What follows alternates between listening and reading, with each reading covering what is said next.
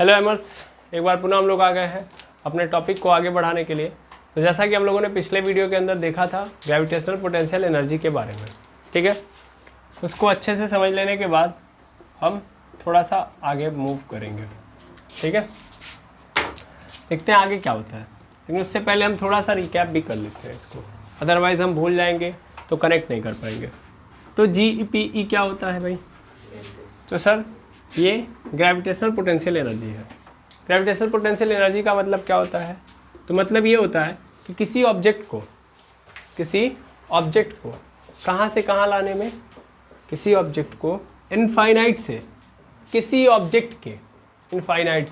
किसी दूसरे ऑब्जेक्ट के ग्रेविटेशनल फील्ड में लाने में जो काम किया जाता है और उस काम को करने में जो ऊर्जा खत्म होती है या जो ऊर्जा आ रही है, उसी को हम लोग क्या बोलते हैं? Gravitational potential energy. मतलब ये है कि ये बड़का m मास का क्या है? ऑब्जेक्ट है, और ये छोटका m मास का ऑब्जेक्ट है, ठीक है। ये कहाँ पे है? इनफाइनाइट पे, ठीक है। और इसके पहुँच से ये क्या है? बाहर है। मतलब इसके पहुँच से ये वाला ऑब्जेक्ट क्या है? बाहर है। पहुँच से बाहर का मतलब जानते हैं? पहुँच का मतलब क्या होता है? इसके ग्रेविटेशनल फील्ड से बाहर है, ठीक है। यानी ये इसके ऊपर कोई असर नहीं डाल पा रहा होगा। ये उसके ऊपर तभी असर डालेगा जब ये इसके ग्रेविटेशनल फील्ड में आएगा, और ना ही ये इसके ऊपर कोई असर डाल पा रहा होगा, ठीक है। क्योंकि ये वाला ऑब्जेक्ट भी उस ऑब्जेक्ट के ग्रेविटेशनल फील्ड के अंदर नहीं है, ठीक है। अच्छा एक बात बताइए, इस m मास का, इस कैपिटल M मास का ग्रेविटेशनल फील्ड बड़ा होगा कि इस छोटे वाले का ग्रेविटेशनल फील्ड बड़ा होगा? बड़े वाले का। How do you say that कि इसका जो है ग्रेविटेशनल फील्ड ज़्यादा होगा और इसका कम होगा? कैसे आप बोल सकते हो? क्या आपके पास कोई तरीका है? यस और नो? कोई तरीका? एनी तरीका डू यू हैव? देखिए कैसे हम समझ सकते हैं। तो हम लोगों को पढ़ाया गया या हम लोगों ने पढ़ा है ग्रेविटेशनल फील्ड इंटेंसिटी, ऐसा नो हम लोगों ने निकाला हुआ है।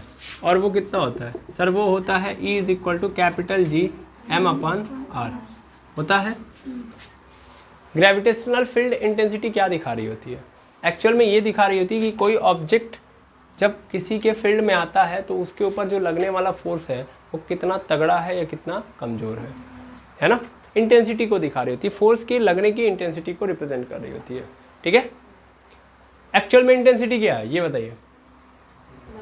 इंटेंसिटी तो ये मैंने बता दिया। नॉर्मली अगर इसके डेफिनेशन से क्या समझते हैं हम लोग? तो हम लोग ये समझते हैं कि इंटेंसिटी ये बताती है कि यूनिट मास पे कितना फोर्स लग रहा है। समझ पा रहे हैं? मतलब क्या होता है? यूनिट मास पे कितना फोर्स लग रहा है। क्या ये कैपिटल G m/r² होगा कि कैपिटल G m/r होगा? mr² होगा, याद रखेंगे क्या होगा? mr²। और यही E फिर किस में कन्वर्ट हो जाता है? स्मॉल g में, कैपिटल G m/r², ठीक है। तो यूनिट मास पे लगने वाला ग्रेविटेशनल फोर्स यही होता है, ठीक है। और ये एक्चुअल में इंटेंसिटी रिप्रेजेंट कर रहा होता है।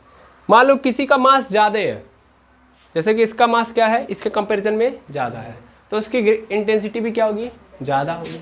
इंटेंसिटी मतलब खींचने की ताकत ज़्यादा होगी। समझ पा रहे हैं? खींचने की ताकत क्या होगी? ज़्यादा।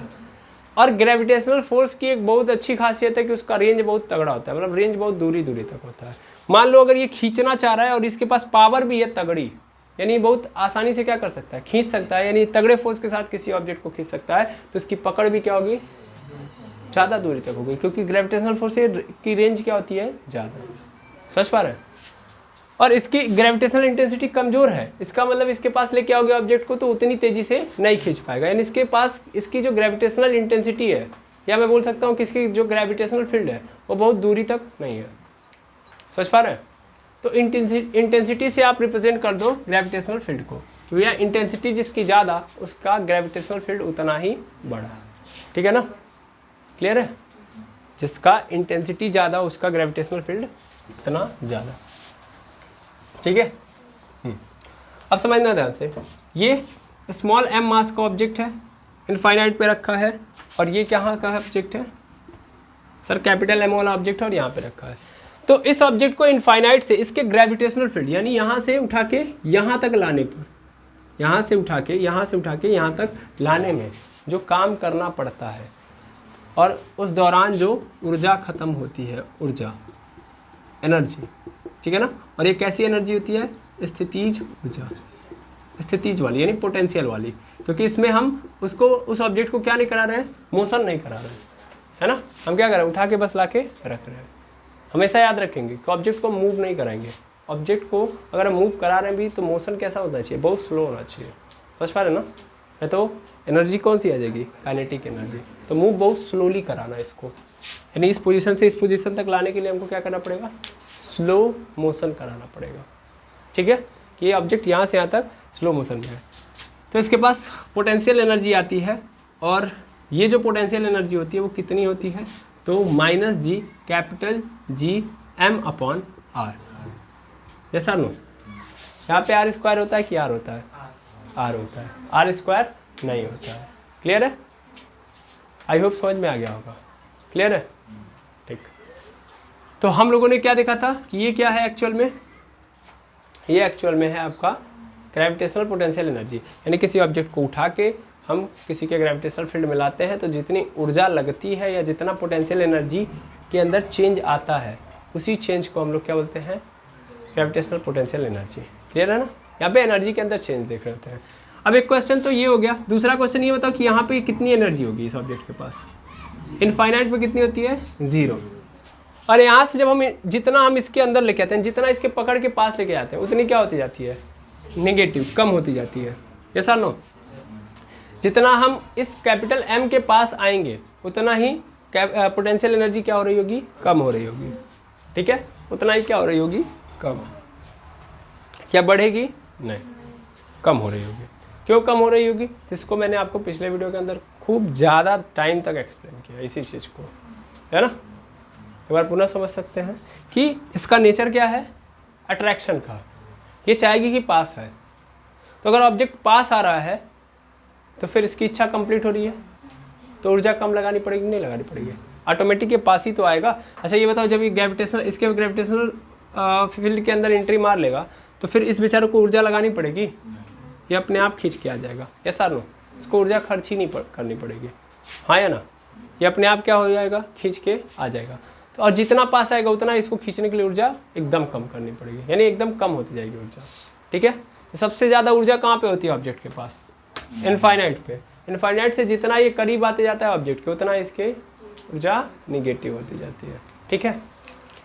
ये जो कहानी आप समझे हो ना, एक्चुअल में आप ग्रेविटेशनल फोर्स को अगर पकड़ो तो ग्रेविटेशनल फोर्स सीधा सीधा इलेक्ट्रोस्टैटिक फोर्स की तरह चल रहा होता है, ठीक है। किसकी तरह चल रहा होता है, इलेक्ट्रोस्टैटिक फोर्स की तरह। आज मैं कहानी को आगे बढ़ाने से पहले इन सब के अंदर सिमिलरिटीज दिखाऊंगा और मैं ये जरूर दिखाऊंगा यहाँ पे कि ये यू की वैल्यू माइनस कैसे आई, ठीक है ना। और वो भी किससे, अभी आगे आप देखोगे उससे। तो अब देखना कैसे होगी कहानी। यानी आज हमारा प्रयास होगा कि हम ये देखें कि किस तरीके से ग्रेविटेशनल फोर्स इलेक्ट्रोस्टैटिक फोर्स से सिमिलर है, ठीक है। क्योंकि जैसे जैसे स्टेप्स चल रहे होंगे इलेक्ट्रोस्टैटिक में, सेम टू सेम स्टेप्स चल रहे हैं ग्रेविटेशनल के अंदर, ठीक है। अब देखिएगा यहाँ पे एक साइड कॉलम आप ले लीजिए इलेक्ट्रोस्टैटिक फोर्स का,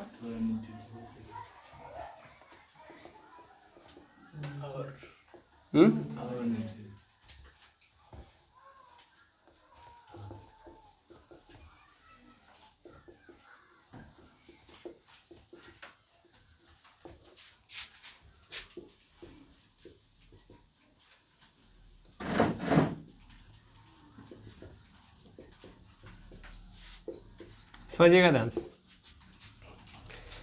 देखिए सबसे पहली बात, इलेक्ट्रोस्टैटिक फोर्स किसके बारे में बात करता है, सर ये चार्ज के बारे में बात करता है। यानी किन के बीच में लगता है, चार्ज के बीच में, यानी 2 चार्जेस के बीच में, 2 चार्जेस के बीच में। और ग्रेविटेशनल फोर्स किसके बीच में लगता है, 2 मास के बीच में, है ना। पहली बात, यानी एक चीज़ तो आपको नज़र आ रही है क्या, कि भैया चार्ज होना जरूरी है और वो भी कितने, 2। ऐसे ही यहाँ पे मास होना जरूरी है और वो भी कितने, 2। ठीक है। अच्छा, इसका नेचर कैसा होता है? इसका नेचर अगर हम देखें तो इसका नेचर कैसा होता है सर? अट्रैक्शन वाला भी होता है और रिपल्सन वाला भी होता है। अट्रैक्शन वाला भी है और रिपल्सन वाला भी, यानी अट्रैक्ट भी करेगा और रिपेल भी करेगा। इसका नेचर कैसा होता है भाई? इसका नेचर होता है अट्रैक्ट करने का, ठीक है ना। ये केवल और केवल क्या करेगा? अट्रैक्ट करेगा। अच्छा, इसके बाद समझिएगा क्या यहाँ पे टाइप्स होते हैं, इनमें क्या होते हैं? टाइप्स होते हैं। अट्रैक्ट और रिपेल करने के कारण है कि टाइप्स यहाँ पे है, यानी वैरायटीज़ है। यहाँ पे वैरायटीज़ है, यहाँ पे वैरायटीज़ नहीं है। अब आप कहोगे सर आपने कॉलम इसलिए बनाया है कि आप सिमिलरिटी समानता दिखाओ, लेकिन आप तो यहाँ पे क्या दिखा रहे हैं? ये तो आप दिखा रहे हैं कि इनके अंदर कितना डिफरेंस है ना। अभी तो हम ये बता रहे हैं कि नेचर कैसा होता है, ये सब बातें करोगे तो वहाँ पे चीज़ें चेंज होंगी। सेम होता तो फिर एक ही फोर्स लगता ना भाई, कुछ चीज़ें डिफरेंस है इसीलिए फोर्स क्या है? अलग अलग है, ठीक है ना। लेकिन बाकी चीज़ें अभी आपको नज़र आएंगी कि सेम सेम है। देखिए इसमें क्या होता है कि टाइप होते हैं, है ना। टाइप ऑफ चार्जेस, कितने टाइप के चार्जेस पाए जाते हैं? 2। एक तो क्या होता है? पॉजिटिव, और पॉजिटिव चार्ज को हम लोग किससे रिप्रेजेंट करते हैं? क्यू पॉजिटिव से, ठीक है ना। चार्ज को रिप्रेजेंट किससे करते हैं? क्यू से। और मास को किससे रिप्रेजेंट करते हैं? एम से, ठीक है। अच्छा, और दूसरा होता है निगेटिव चार्ज, और निगेटिव को हम किससे रिप्रेजेंट करते हैं? माइनस, ठीक है ना। यहाँ पे लगाओ या आगे लगा लो, आगे भी लगा लोगे तो भी काम चलेगा, यानी प्लस माइनस, ठीक है। अब देखो होता क्या है, अट्रैक्शन कब होगा? अट्रैक्शन तब होगा जब एक प्लस होगा और दूसरा माइनस होगा, यानी 2 चार्जेस हैं और एक पॉजिटिव और एक क्या है?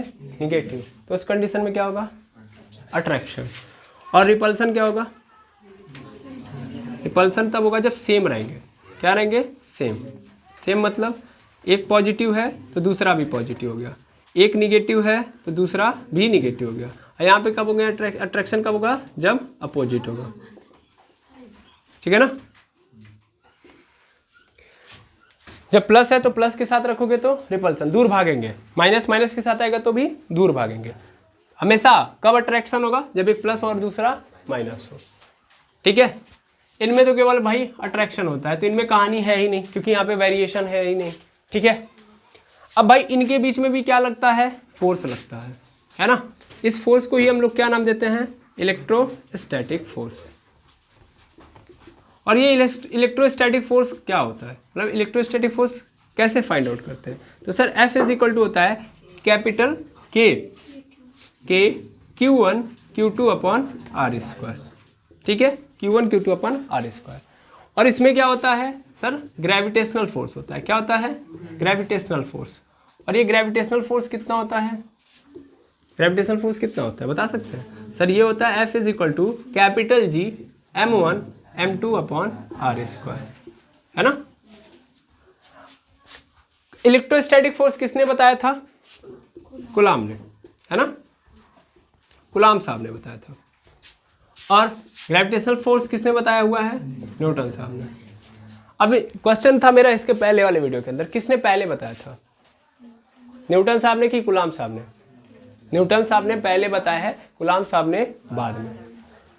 सेम टू सेम दिख रहा है कि नहीं दिख रहा है? यहाँ पे चेंज क्या हुआ है? तो के की जगह पे देखिए के क्या है? कांस्टेंट है। इसकी जगह पे क्या डाल दिया है? ग्रेविटेशनल कांस्टेंट या यूनिवर्सल कांस्टेंट। Q1 Q2 की जगह पे इन्होंने क्या डाल दिया? M1 M2। बाकी R वही है और यहाँ भी R वही है। समझ पा रहे हैं? R क्या बता रहा है? तो यहाँ पे R बता रहा है 2 चार्जेस के बीच की दूरी, और यहाँ पे R क्या बता रहा है? 2 मासेस के बीच की दूरी। तो क्या सेम है? और ये दोनों सेम लॉ पे ही काम करते हैं, सेम लॉ पे काम कर रहे होते हैं। सेम लॉ मतलब कि भैया चार्ज, मतलब जैसे हम लोग बोलते हैं ना कि कुलाम का जब नियम आप देखोगे तो वहाँ पे ये बताया जाता है कि 2 चार्जेस के मल्टीप्लिकेशन के क्या होता है? डायरेक्टली प्रोपोर्शनल होता है उनके बीच में लगने वाला फोर्स, ठीक है। और उनके बीच के डिस्टेंस के स्क्वायर के इनवर्स प्रोपोर्शनल होता है इनके बीच में लगने वाला फोर्स। यही सेम बात न्यूटन साहब भी बोल रहे होते हैं कि 2 मासेस के बीच में, सॉरी 2 मासेस के मल्टीप्लिकेशन के डायरेक्ट प्रोपोर्शनल होता है उनके बीच में लगने वाला फोर्स, और उनके बीच की दूरी के स्क्वायर के इनवर्स प्रोपोर्शनल होता है उनके बीच में लगने वाला फोर्स। दोनों के लॉ क्या है? सेम लॉ पे काम करते हैं, ठीक है। अब इतना समझने के बाद फिर हम पकड़ते हैं, जानते हैं क्या? ये तो फोर्स हो गया। इसके बाद हम क्या देखें? इंटेंसिटी। क्या देखते हैं? इंटेंसिटी। अच्छा इंटेंसिटी छोड़ो, इसमें फिर क्या आता है, इसमें आता है, ध्यान से समझना, इसमें आता है इलेक्ट्रिक फील्ड। क्या आता है? Electric field. और इसमें क्या आता है? इसमें आता है ग्रेविटेशनल फील्ड। यानी ये बोलता है कि हर चार्ज के पास अपना एक क्या होगा, एक इलेक्ट्रिक फील्ड होगा।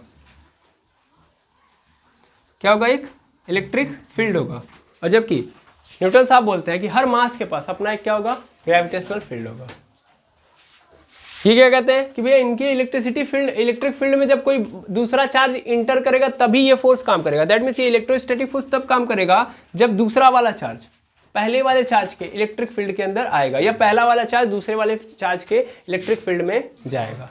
यानी बिना इलेक्ट्रिक फील्ड के काम नहीं चलेगा। सेम बात यहाँ पे न्यूटन साहब बोल रहे होते हैं कि ग्रेविटेशनल फोर्स तभी एक्ट करेगा जब एक ऑब्जेक्ट दूसरे ऑब्जेक्ट के ग्रेविटेशनल फील्ड में जाएगा, क्योंकि हर ऑब्जेक्ट के पास मास होता है और हर ऑब्जेक्ट अपने चारों ओर क्या बना के रखता है, एक ग्रेविटेशनल फील्ड। तो वही बात कर रहे हैं कौन, न्यूटन साहब, कि भैया जब तक एक ऑब्जेक्ट दूसरे ऑब्जेक्ट के ग्रेविटेशनल फील्ड में नहीं जाएगा तब तक फोर्स नहीं लगेगा। क्या दोनों बातें सिमिलर लग रही हैं? लग रही हैं, सिमिलरिटीज अब नजर आएंगी आपको। ठीक है, क्लियर है? ठीक, इतनी बात आप समझ लिए हैं, इतनी बात को मैं मिटाऊं फिर आगे बढ़ूंगा। ठीक है, चलिए अब थोड़ा और समझते हैं। क्या समझते हैं? ग्रेविटेशनल फील्ड इंटेंसिटी और इलेक्ट्रिक फील्ड इंटेंसिटी, इसको मैं मिटाऊं।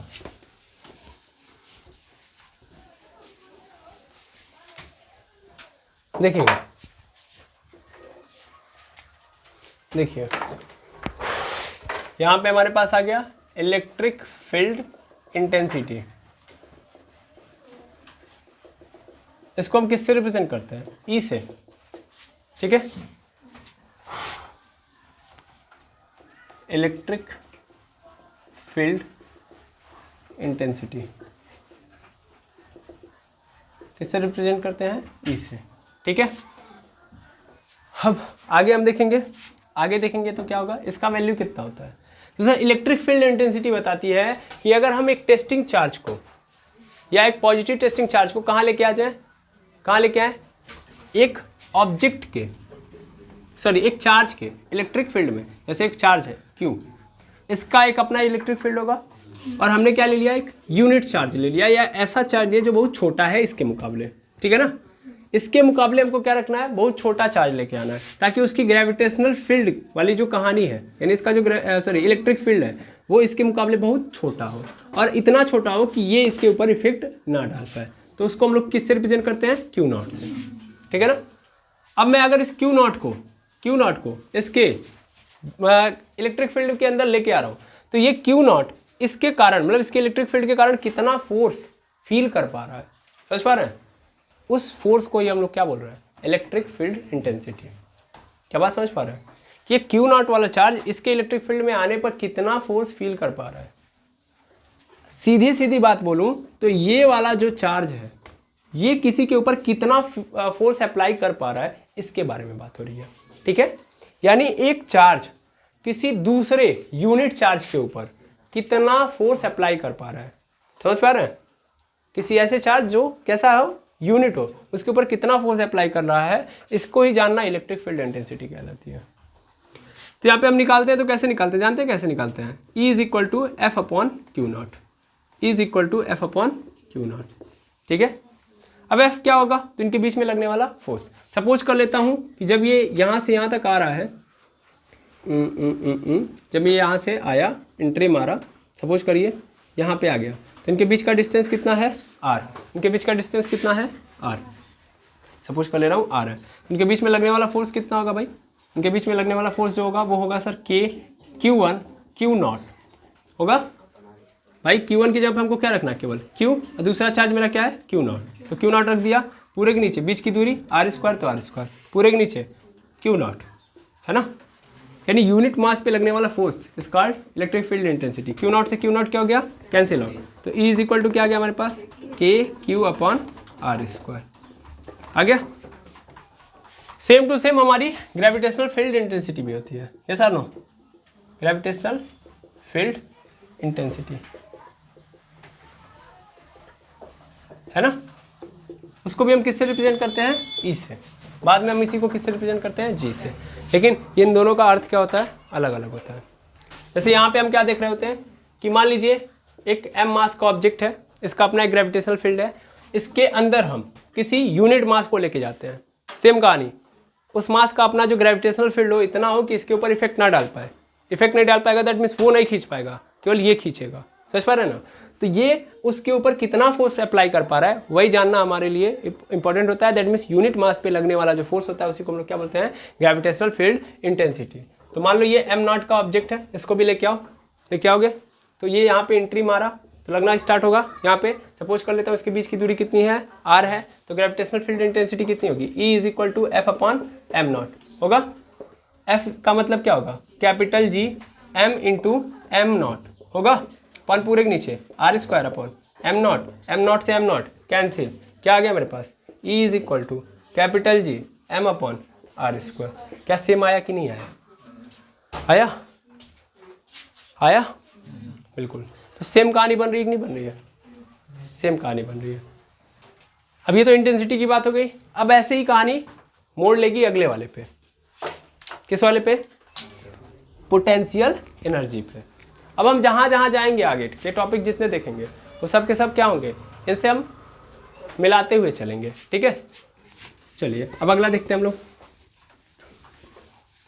अगला हम देखने जा रहे हैं, अब क्या देखने जा रहे हैं,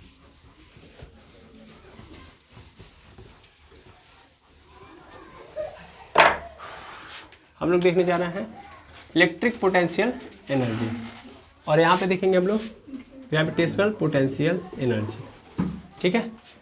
तो इलेक्ट्रिक पोटेंशियल एनर्जी सेम कहानी होती है कि भैया कोई क्यू चार्ज है, इस क्यू चार्ज के ग्रेविटेशनल फील्ड में हम Q0 को लेके आना चाहते हैं।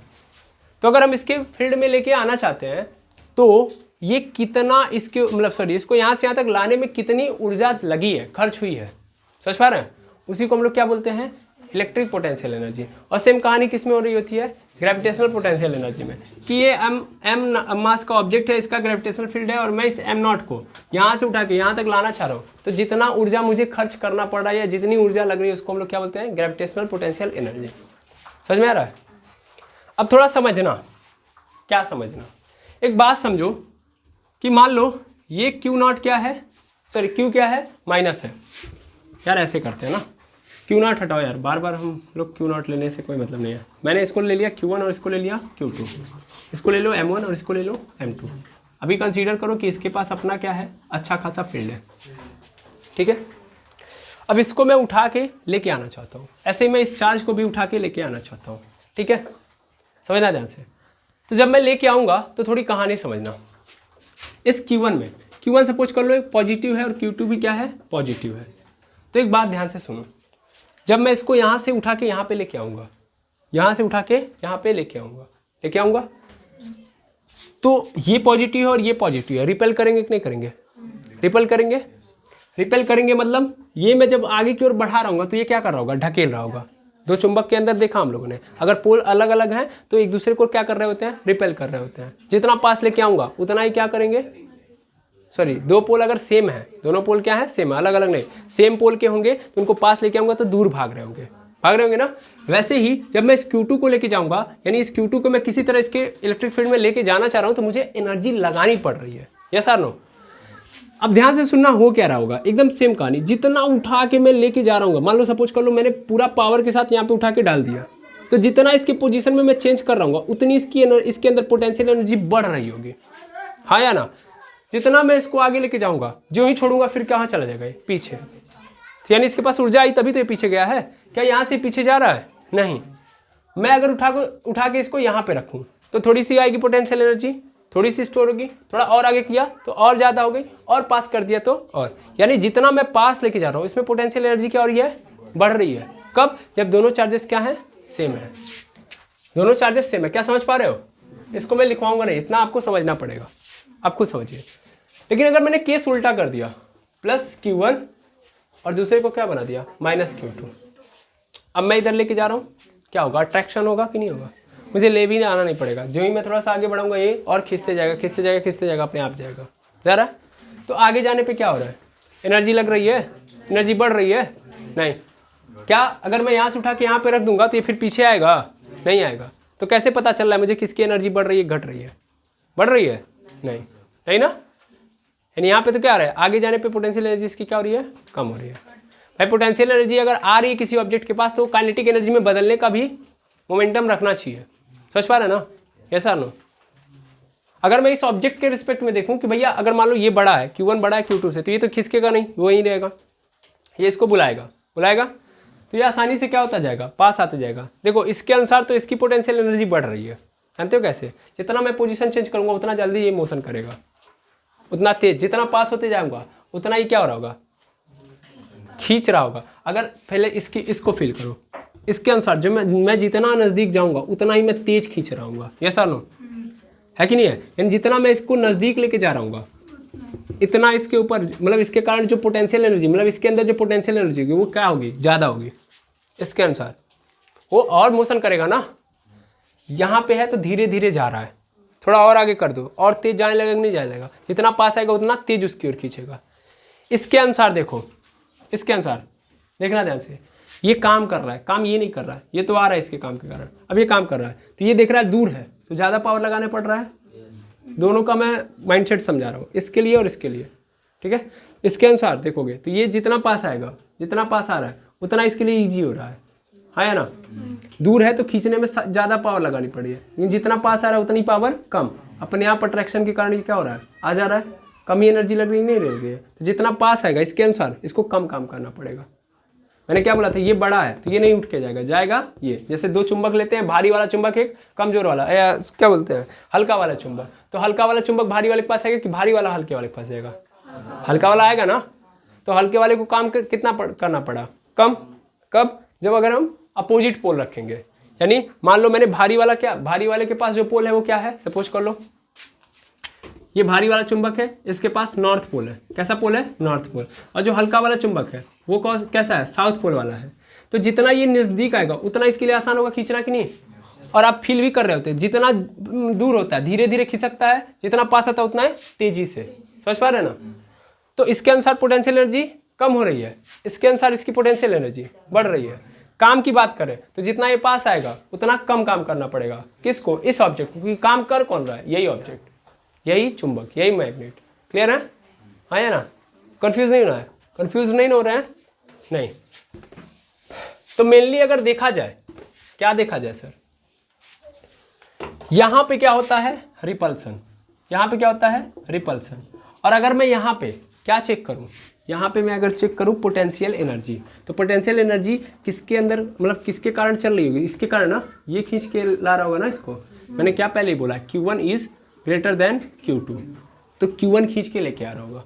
ठीक है, तो उस कंडीशन में अगर ये दोनों पॉजिटिव हैं तब जो वर्क होगा या पोटेंशियल एनर्जी होगी वो क्या होगी? U इज इक्वल टू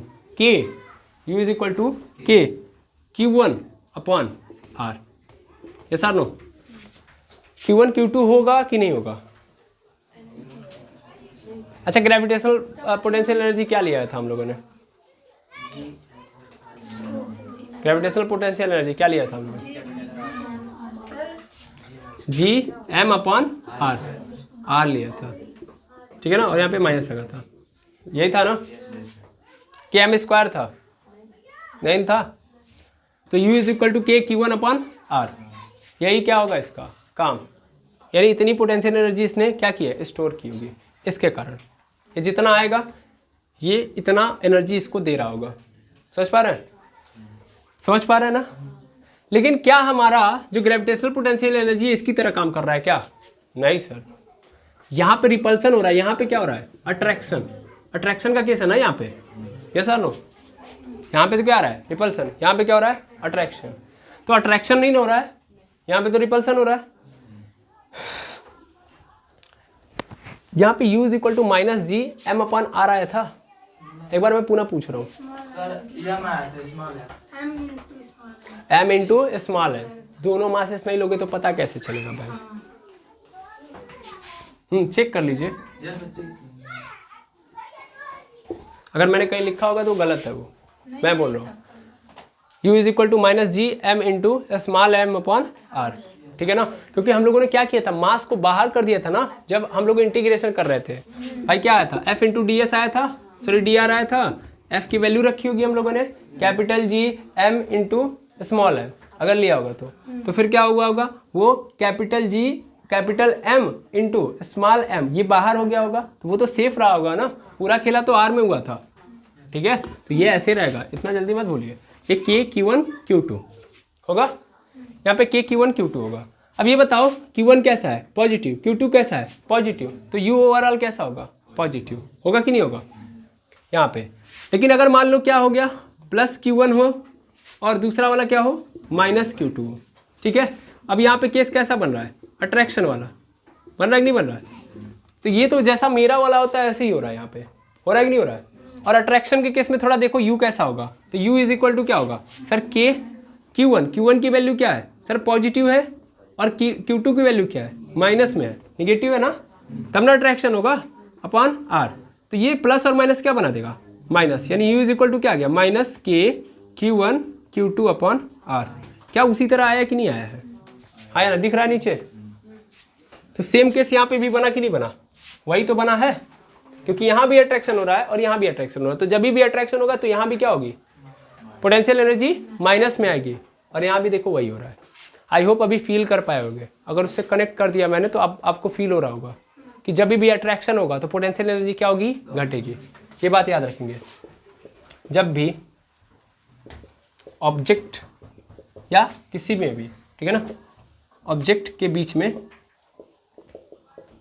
में अट्रैक्शन होगा तो पोटेंशियल एनर्जी घटेगी,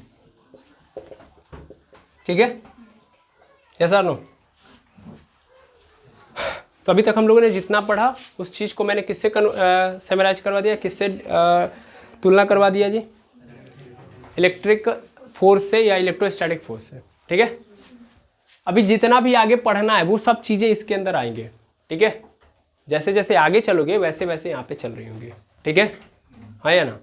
अच्छा, कई लोगों के मन में ये क्वेश्चन आ रहा होगा कि सर स्मॉल जी भी आया था लेकिन उसके बारे में आपने बात नहीं की, है ना, उसके बारे में बात नहीं की, क्यों आखिर नहीं की, इसका कारण मैं समझा दूँ आपको, ठीक है। तो मेनली समझना क्या होता है, इसमें जब भी चार्ज मूव कर रहा होता है, वो एक जगह से दूसरी जगह खींच रहा होता है, ठीक है ना। तो एक्चुअल में प्रॉब्लम ये है कि इनकी जो रेंज है, मैं पहले रेंज से क्लियर कर दूंगा मैटर। सबसे पहले इनकी रेंज प्रॉब्लम है, और इसकी रेंज ये इसकी स्ट्रेंथ बन जाती है, ये जी आने का कारण है इसकी रेंज, और इसका यही वीकनेस है, इसमें जी के जगह पे कोई नहीं आ रहा है, इसका कारण है इसके पास रेंज नहीं है, ये बहुत दूरी पे लगने वाला फोर्स नहीं है, यानी इस Q1 और Q2 को बहुत दूरी पे रख दिया तो इनके बीच में कोई इलेक्ट्रोस्टैटिक फोर्स लग भी नहीं करेगा, समझ पा रहे हैं। जबकि ग्रेविटेशनल फोर्स जो होता है वो बहुत दूरी पे लगने वाला फोर्स है, मतलब बहुत दूरी से भी लग रहा होगा, एक्ट कर रहा होगा, समझ पा रहे हैं। सोचिए सूरज की दूरी हमारे पृथ्वी से कितने किलोमीटर पे है, 14.9 crore kilometre, that means 15 crore kilometre दूरी पे है सूरज, फिर भी हमारे ऊपर क्या कर पा रहा है, ग्रेविटेशनल फोर्स लगा पा रहा है, समझ पा रहे हैं। इसको तो, इन दोनों चार्जेस को तो 1 किलोमीटर पे रख दीजिए, चलेंगे नहीं चलेंगे, 100 मीटर की दूरी पे रख दीजिए तो भी नहीं काम करेंगे, अट्रैक्शन फोर्स लगेगा ही नहीं, यानी इनकी रेंज क्या होती है, बहुत छोटी होती है। तो रेंज जब छोटी है तो उसमें खींच के आ रहा है तो उसकी स्पीड देखने से कोई बेनिफिट है नहीं, और वो भी खींच के एक ही के पास आके फिर रुक ही तो जाएगा। और यहाँ पे क्या है, रेंज बहुत दूर है, सॉरी रेंज ज़्यादा है, तो ऑब्जेक्ट को खींचेगा जब, तो ऑब्जेक्ट गिरेगा तो पूरे टाइम भी तो लेगा उसके पास आने में, तो उस दौरान उसके पास एक फिक्स वेलोसिटी होगी, समझ पा रहे हैं ना, एक फिक्स एक्सीलरेशन होगा, यस और नो। तो यहाँ पे मुझे एक्सीलरेशन फाइंड आउट करना पड़ता है, क्योंकि ऑब्जेक्ट जब ऊपर जाता है तो ऊपर से जब नीचे आता है तो उसके स्पीड में क्या हो रहा होता है, चेंज आता है, वेरिएशन आता है, और वो वेरिएशन उस फोर्स के कारण आता है। यहाँ भी फोर्स लग रहा है, यहाँ भी स्पीड आएगी, लेकिन उस स्पीड के अंदर जो वेरिएशन है उसको हम डिटरमाइन नहीं कर सकते, क्योंकि बहुत स्मॉल डिस्टेंस के लिए काम कर रहा है, इसीलिए एक्सीलरेशन इसमें आया है, इसमें नहीं आया है, ठीक है, क्लियर है, हाँ या ना। हाँ, जब यही चार्ज मूव करने लगेगा, मूव मतलब समझ पा रहे हैं क्या, जब ऑब्जेक्ट के अंदर चार्ज, ये तो रुका हुआ है ना, ये दोनों चार्ज बैठा के तुम बातचीत कर रहे हो, ये जो पूरा मैटर हो रहा है, यहाँ पे एक चार्ज रुका हुआ, यहाँ पे एक चार्ज रुका हुआ, तब ये खेला हो रहा है, तो इलेक्ट्रोस्टैटिक बोलते हैं। जब यही चलने लगता है, लगातार दौड़ने लगता है, जब कंटिन्यूअस दौड़ने लगेगा, तब हम टाइम के रिस्पेक्ट में इनकी स्पीड देख रहे होते हैं। वहाँ पे हम ड्रिफ्ट वेलोसिटी देख रहे होते हैं, इनका एक्सीलरेशन देख रहे होते हैं, जब हमारे पास करंट पढ़ना होता है। तो समझ पा रहे हैं ना, जब करंट का फ्लो हो रहा होता है तब हम उस कंडीशन में चार्जेस की क्या देख रहे होते हैं, स्पीड भी देख रहे होते हैं। यहाँ पे चार्जेस की स्पीड इसलिए नहीं देखते हैं क्योंकि रेंज क्या है, बहुत छोटी है इनके बीच में, ठीक है ना। आई होप समझ में आ गया होगा, क्लियर है। तो क्यों यहाँ पे एक्सीलरेशन नहीं आया, क्योंकि रेंज क्या है, छोटी है, शॉर्ट रेंज है, और यहाँ पे लॉन्ग रेंज क्या है, ये फोर्स लॉन्ग रेंज वाली है, बहुत दूरी तक लगती है, और ये बहुत छोटे दूरी में लगती है, इसीलिए यहाँ पे एक्सीलरेशन देख ही नहीं पाते हैं, क्योंकि जो स्पीड में चेंज आता है वो बहुत कम दूरी के लिए होता है। तो हम जब तक डिटरमाइन करेंगे तब तक क्या हो जाएगा, निकल लेगा। समझ पा रहे हैं ना। तो इसके लिए तो इसकी ग्रेविटेशनल फील्ड इंटेंसिटी ठीक है, हमको किस चीज़ की ज़रूरत नहीं है, एक्सीलरेशन की ज़रूरत नहीं है। तो आई होप अभी तक आपने जितना ग्रेविटेशनल फोर्स के अंदर पढ़ा होगा उसको मैंने समराइज करा दिया होगा, और आपने को इलेक्ट्रोस्टैटिक फोर्स से इसका कनेक्शन देख लिया होगा, ठीक है। और आगे जब हम नेक्स्ट टॉपिक के बारे में बात करेंगे तो वहाँ से फिर इसको भी कन्वर्ट कर रहे होंगे, मतलब इसको भी खत्म कर रहे होंगे, तो साथ साथ चलेंगे, ठीक है। तो इसी उम्मीद के साथ कि आज की पूरी कहानी आपको समझ में आई होगी। आज के लेक्चर को मैं यहीं पे एंड करूँगा, मिलते हैं हम लोग नेक्स्ट लेक्चर के अंदर। Thank you very much एमर्स।